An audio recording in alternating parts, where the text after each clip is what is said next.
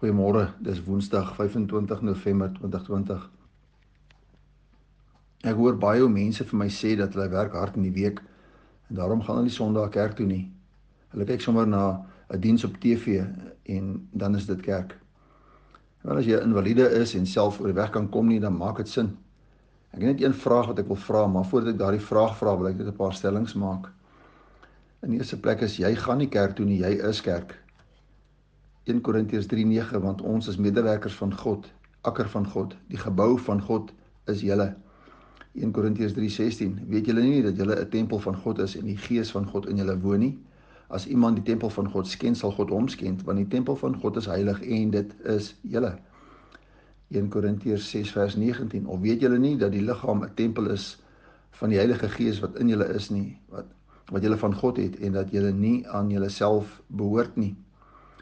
1 Korintiërs 12:18, maar nou het God elkeen van die lede in die liggaam gestel soos hy gewil het.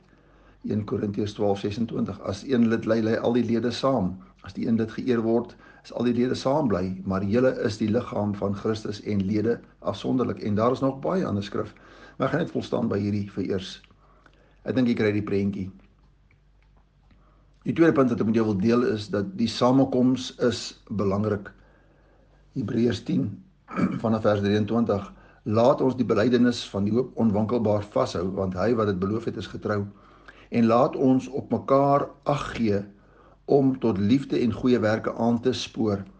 En laat ons onderlinge byeenkomste nie versuim soos sommige die gewoonte het nie, maar laat ons mekaar vermaan en dit des te meer na mate julle die dag sien naderkom. Kolossense 3:15. Laat die vrede van God waartoe julle ook in een liggaam geroep is in julle harte heers en wees dankbaar.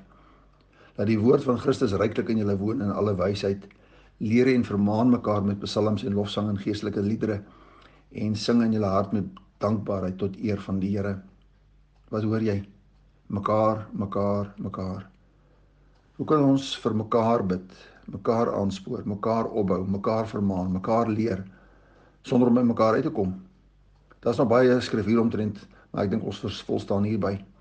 Die fisiese by mekaar kom, die bou oor 'n tydperk, soos jy met 'n leerbare gees jouself vatbaar en kwesbaar maak vir Heilige Gees, dan word jy fisies gebou en geestelik gebou. In en gedurende saamkomste vorm ons mekaar.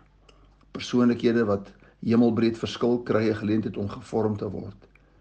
En heiligmaking vind juis plaas wanneer verskillende persoonlikhede met mekaar in wisselwerking tree.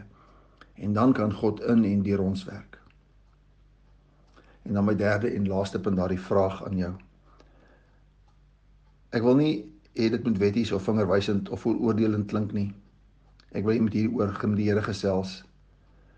As jy nou op dieselfde dag, op 'n Sondag, wanneer daar 'n byeenkoms by 'n plek van aanbidding is, waar jy gebou en voorberei word vir die ewigheid, waar jy 'n verhouding met God versterk, en vriende nou jy na 'n breakfast-run of 'n familiebyeenkoms of wat ook al, en ek sê nie dat daar iets verkeerd mee is nie.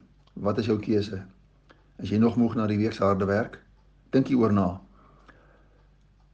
Daar waar jy heen gaan om jouself op te laat bou. Ek sluit af met Judas, 'n kort boekie met net 25 verse. Maar julle geliefdes moet die woorde onthou wat tevore gespreek is deur die apostels van die Here Jesus Christus.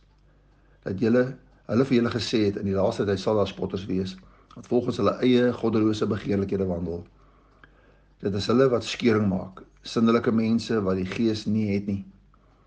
Maar julle, geliefdes, moet julle self opbou in julle allerheiligste geloof en in die Heilige Gees bid.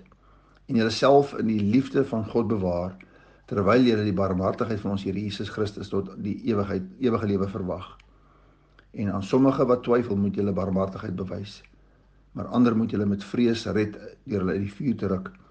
En ook die kleed wat julle moet julle haat wat deur sonde bevlek is. Kom ons bid. Hemelse Vader, soms kan ons visie draai na dit wat ons pas, wat vir ons gemaklik is. En dan vergeet ons dat ons verhouding met U wat die belangrikste van alles is, word nagelaat. Ek bid U vanmôre, Here, dat U ons sal help om ons oë gefestig te hou op Jesus. Hy wie die leidsman en die volëinder is vir ons geloof. Amen.